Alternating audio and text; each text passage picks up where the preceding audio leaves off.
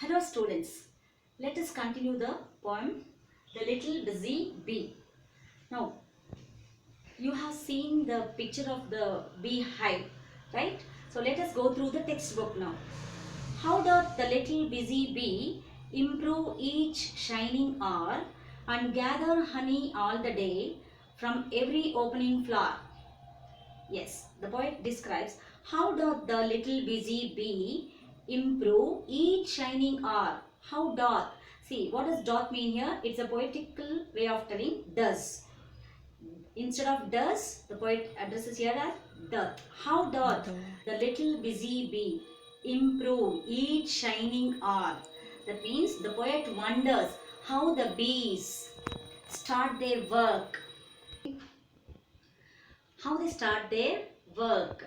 Now, how does the little busy bee improve each shining hour? That means how they, when the sun rises, the worker bees start their work.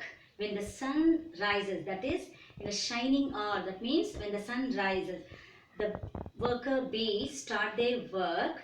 Improve, that means they collect, they just start their work and gather honey all the day, and they make use of the time since the morning when till when the sun rise in the morning itself they start their work. Improve each shining hour. Improve here means make good use of time. Each shining hour when the sun rises and gather honey all the day. They do not spend time wastefully.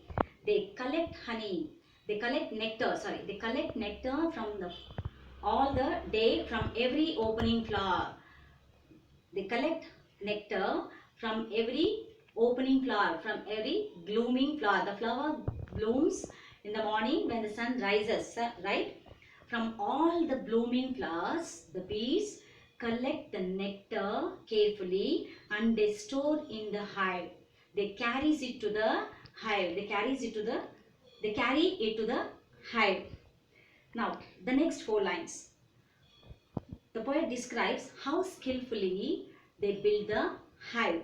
How skillfully she builds her cell. Now, do you want to see how skillfully the bees build their hive? Let us see. See, did you see the bees? How they are collecting the nectars and they are storing in the cells. These are the compartments. These are the compartments. It looks so beautiful. See, these are the cells they build. How do they build skillfully? So let us see how it builds. What do they use to build these cells? Yes, the poet describes how skillfully she builds her cell, how neatly she spreads her wax.